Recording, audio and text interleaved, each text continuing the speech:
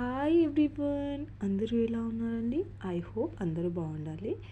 So ఈ షార్ట్లో ఏంటంటే ఈరోజు ఏం కుక్ చేశాను, ఈరోజు నేను చేసిన వంటేంటో మీరు కూడా చూసేయండి.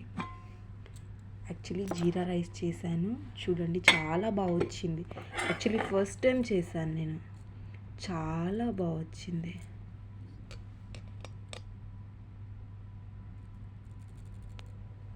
బాగుంది చాలా.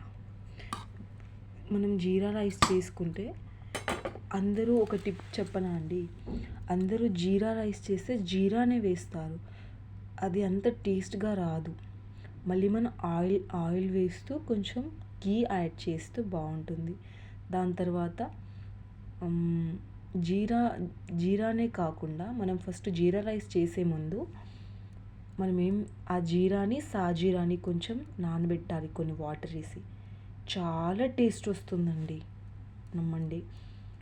సో కాజు వేసాను, కొత్తిమీర అండ్ అన్నీ వేసేసి చేశానండి. చాలా బాగా వచ్చింది, చూడడానికి కూడా బాగుంది. దీనికి జీరా రైస్కి ఎగ్ కర్రీ చేశానండి, చూసేయండి. ఎగ్ కర్రీ చేశాను.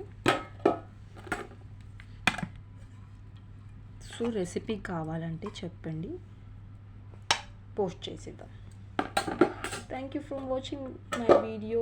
Please subscribe my channel. Thank you from everyone. Bye. Good night all.